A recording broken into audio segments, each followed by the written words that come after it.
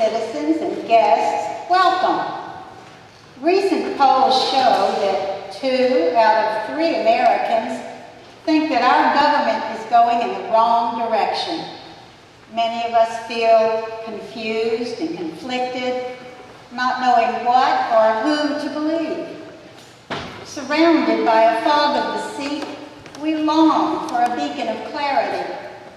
We feel the storms of war thundering before us, blowing away our rights with the gale winds of fear and burning down the edifice of our morality with the lightning fires of hate. Yet this human tragedy is as old as war itself, but fought now with weapons newly spawned in the laboratories of devastation. America must come to realize that the fog of lies and the storms of war are our own creation, our creation of our own destruction. And they have a history. They have a direction. They have a tragic conclusion. To find the clarity to guide us in a different direction, we recall the past so as not to repeat its deadly conclusion. We evoke the past to foresee the future, ever mindful that it is we who choose the direction and bring it into being and nurture it. Tonight, we evoke 3 leaders who have shaped our history. And now, please welcome Dwight David Eisenhower, the commander of the Allied military forces in World War II.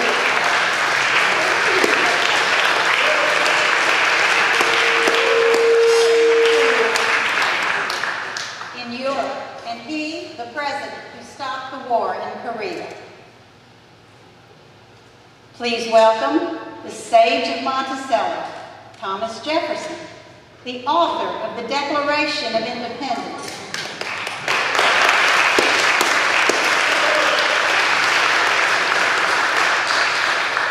The governor of Virginia, the ambassador to France, the founder of the University of Virginia, and our 3rd president. And now please welcome the Reverend Dr. Martin Luther King, Jr., the leader of the Civil Rights Movement and the pioneer of nonviolent resistance.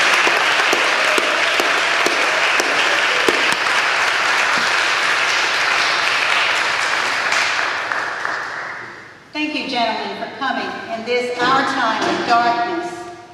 America appears to be going in the wrong direction, and so we seek your counsel. We will follow the political debate format tonight. Gentlemen, we call on each of you to tell of the dangers for America that you faced. President Eisenhower, would you begin with the dangers posed by the military-industrial complex?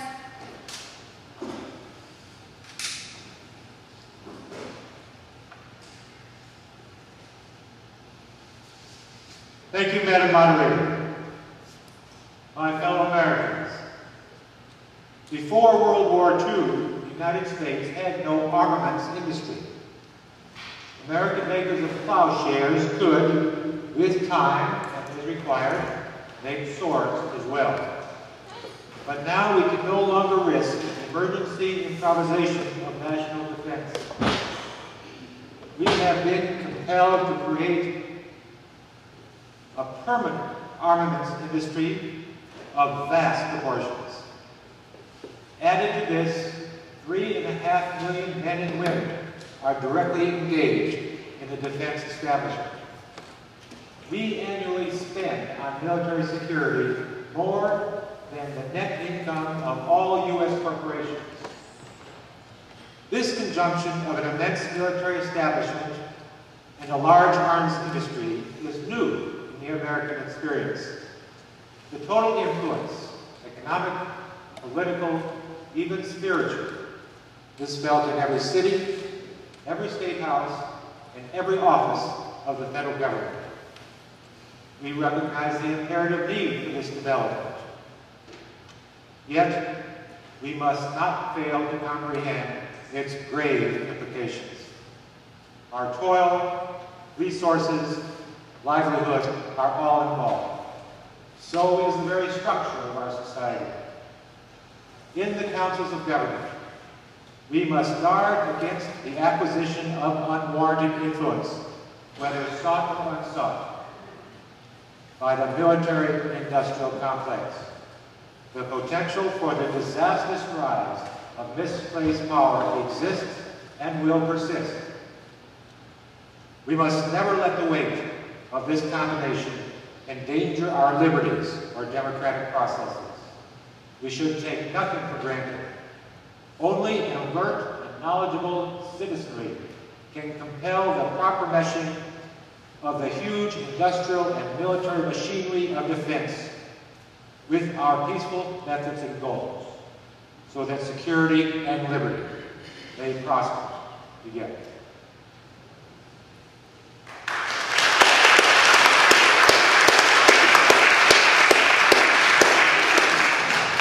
Thank you, President Eisenhower. It appears that the danger of misplaced power has grown more grave. In our time, the military-industrial complex is in charge, bribing statesmen, financing academic research, and perverting technological innovation by waging more and more wars for higher and higher profits. President Jefferson, as one of the founding fathers, we are interested in your perspective on the dangers that faced America at its beginning.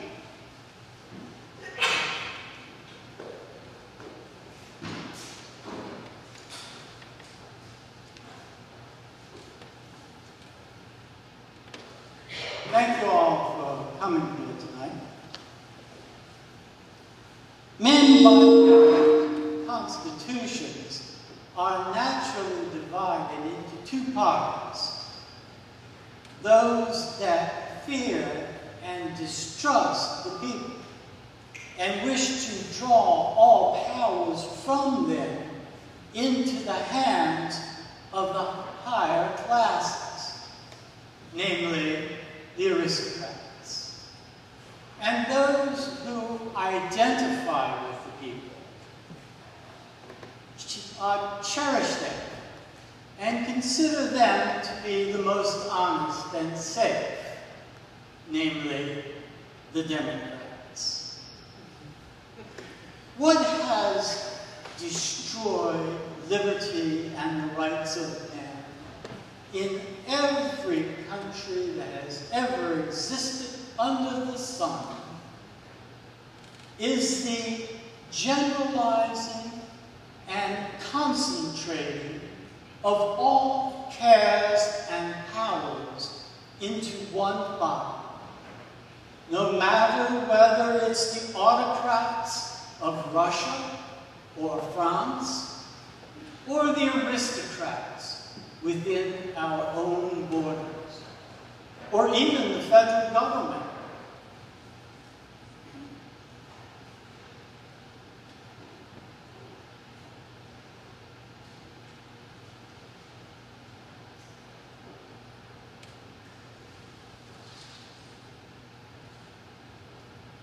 Never should we see transferred offices all to Washington,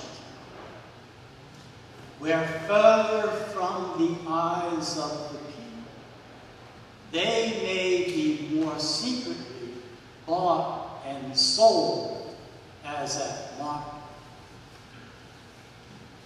I wish to avoid our collapse.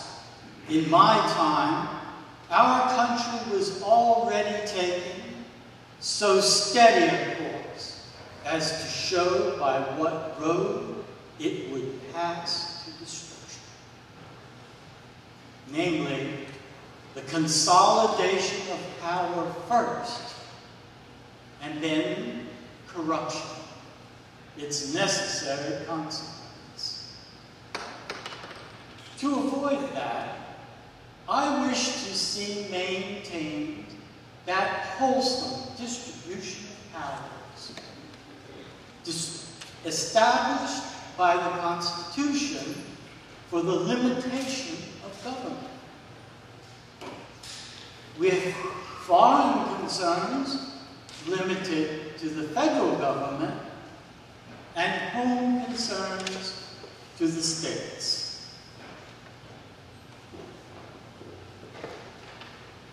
Furthermore, I hope we shall crush in its birth the aristocracy of moneyed corporations, which dare already to challenge our government to a trial of strength and bid defiance of the laws of our country.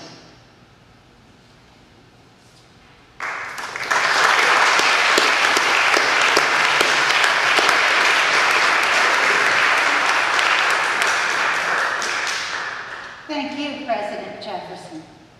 It appears that the race for the consolidation of power continues to tear apart the restraints of the Constitution.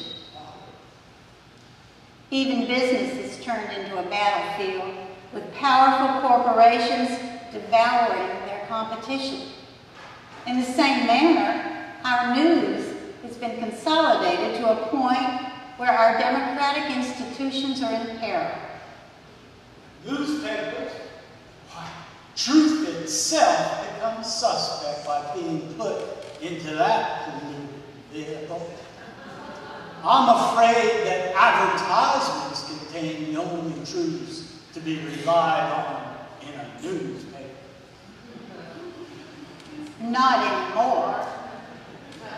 Even advertising is a source of mind control. Technology has now grown to a point where we can record and replay events. But even that advancement has failed to protect the truth. Unfortunately, the art of deceit has grown into the science of propaganda. And those who profit from deceit are free to use that dark science.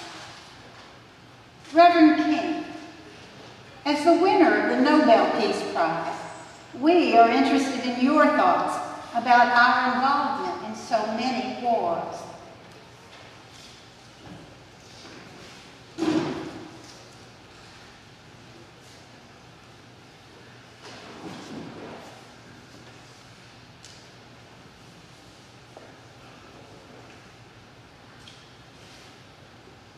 Thank you, Madam Moderator.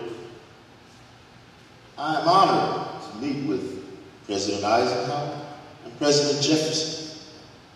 President Eisenhower, during the 1950s, at the height of the Montgomery bus boycott, other civil rights leaders and I myself sought to meet with you then to get you to come down to the South and see for yourself what we were suffering, but to no avail. Now, I am pleased that on this topic of war, we are able to meet. President Jefferson, whose words have inspired so many, I am pleased to meet you personally, now that on the Mall in Washington, D.C., we gaze at each other across the tidal basin. Pondering a nation where a slave owner and descendant of slaves can be at peace and see each other as equals across time and space. I am honored to be here. I believe that every man lives in two realms, the internal and the external. The internal is that realm of spiritual ends expressed in art, literature, morals, and religion. The external is that complex of devices, techniques, mechanisms, and instrumentalities by means of which we live.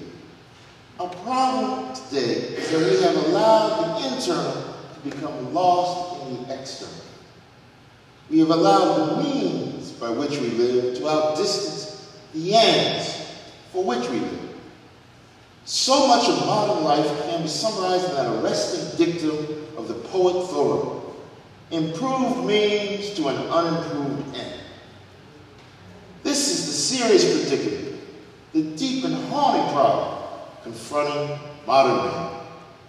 If we are to survive today, our moral and spiritual lag must be eliminated.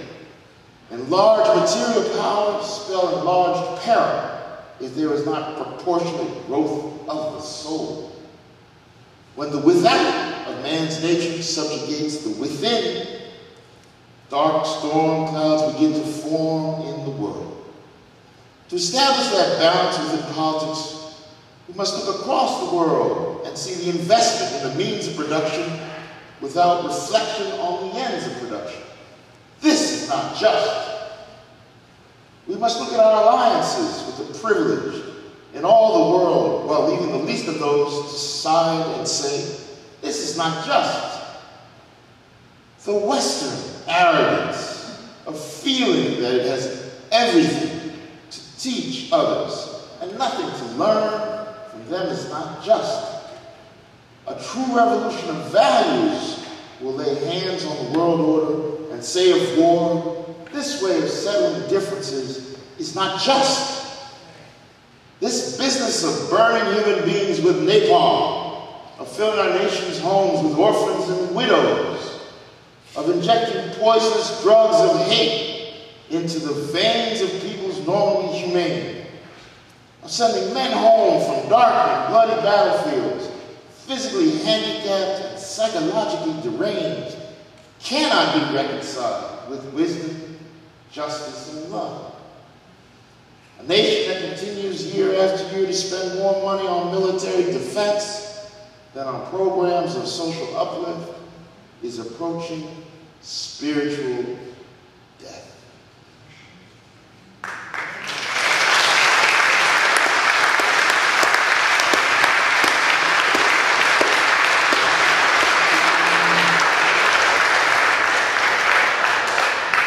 Thank you, Reverend King. The storm clouds of war darken with the growing collusion between the government and corporations. In the name of security, aggression is called defense, and exploitation is called national interest, while the cries for justice of an impoverished world remain silenced by corporate news.